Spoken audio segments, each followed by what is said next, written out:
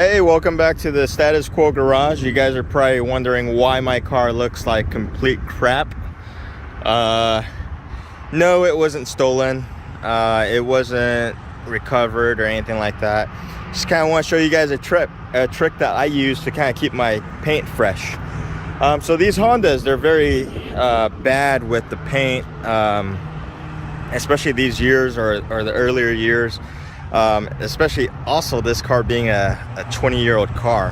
I religiously wax this thing, keep it in the garage whenever I can, and I wash it almost every week. So doing those things will definitely prolong your paint, but it's still gonna happen in the hot Texas sun, especially all your flat surfaces like your hood, your fender, or your like right here, this is at a 45-degree angle.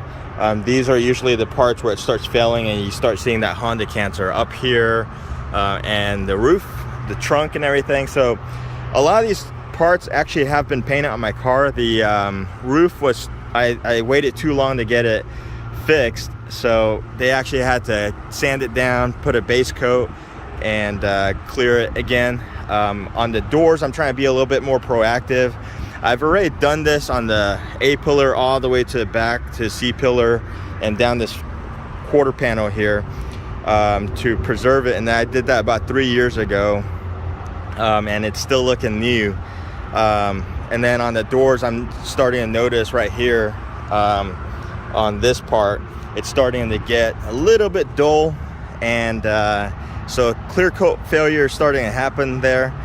I try to keep it wax as much as I can, but it's gonna happen, and you really can't stop it.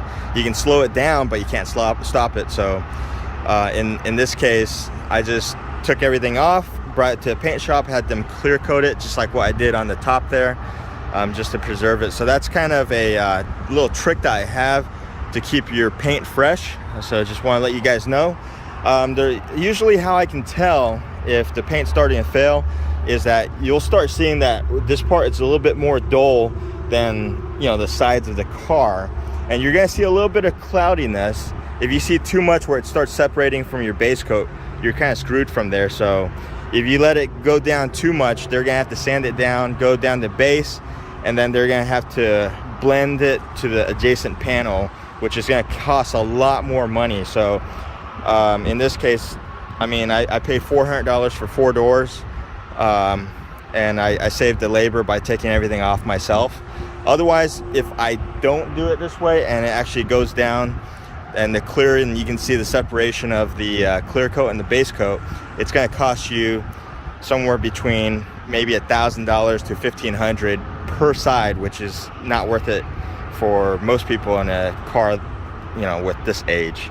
And then also another thing, like how I test it is, you just take your fingernail and you drag your fingernail across the paint.